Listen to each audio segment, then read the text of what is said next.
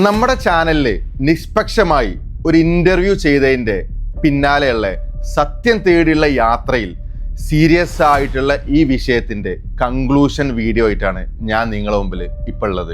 ഈ വീഡിയോയിൽ നമ്മൾ ആരുടെയും പേരെടുത്ത് പറഞ്ഞിട്ടില്ല, ആരും നമ്മൾ പേഴ്സണലായിട്ട് പ്രതിപാദിക്കുകയും ചെയ്തില്ല. നേരെ മറിച്ച് സത്യം അറിയുക എന്നത് എൻ്റെയും നിങ്ങളുടെയും ആവശ്യം തന്നെയായിരുന്നു. അതിൻ്റെ ഭാഗമായിട്ട് ഇന്ത്യൻ കൗൺസിലേറ്റേക്ക് ഞാൻ ഇന്നലെ അയച്ച ഇമെയിലിൻ്റെ മറുപടിയായി എനിക്ക് രാവിലെ ഒരു കോൾ വന്നു. അവിടുത്തെ ഒരു ഓഫീസറെ എന്നെ വിളിച്ചത്. അദ്ദേഹം എന്നോട് ക്ലിയർ ആയിട്ട് പറഞ്ഞു, നിങ്ങളെ ഇമെയിലിൽ നിങ്ങൾ ചോദിച്ച എല്ലാ ചോദ്യത്തിനും ഉത്തരം അവർ പത്രക്കുറിപ്പ് ഇറക്കിയിട്ടുണ്ട്. അത് ഇന്നുള്ള യിലുള്ള മുഖ്യധാരാ മാധ്യമങ്ങളെല്ലാം അതിൻ്റെ ന്യൂസ് വന്നിട്ടുണ്ട്.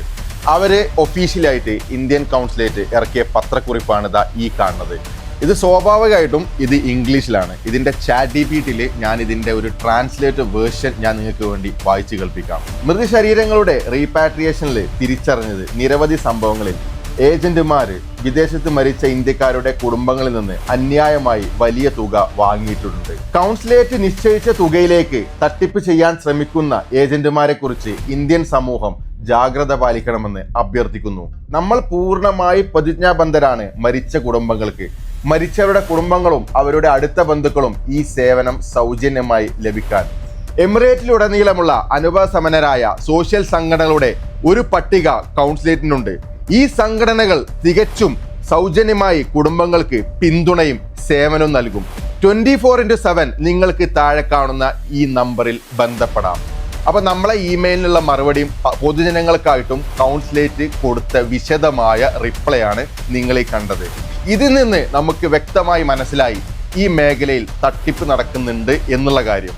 കുറച്ച് ദിവസങ്ങളായി ഈ വിഷയത്തിന്റെ പുറകെ നടന്നപ്പോൾ എനിക്ക് മനസ്സിലാക്കാൻ സാധിച്ചത് ഞെട്ടിക്കുന്ന സത്യങ്ങളാണ്. നേരെ മറിച്ച് ഇതിനു വേണ്ടി എന്നെ ഒരുപാട് പേര് സഹായിച്ചിട്ടുണ്ട്. അവർക്ക് എല്ലാവർക്കും വളരെയധികം ഞാൻ നന്ദി പറയുന്നുണ്ട്. പിന്നെ ഈ വിഷയത്തിൽ എൻ്റെ ഫൈനൽ കൺക്ലൂഷൻ ആട്ടോ ഇത്. ഇനി ഞാൻ ഇതിൻ്റെ പുറകെ ഞാൻ എന്തായാലും വേറെ ഒന്നുമില്ല. കാരണം പൊതുസമൂഹത്തിന് മനസ്സിലാവേണ്ട കാര്യങ്ങൾ ഈ വീഡിയോ ഒന്ന് മനസ്സിലായിട്ടുണ്ട് എന്ന് ഞാൻ വിശ്വസിക്കുന്നു.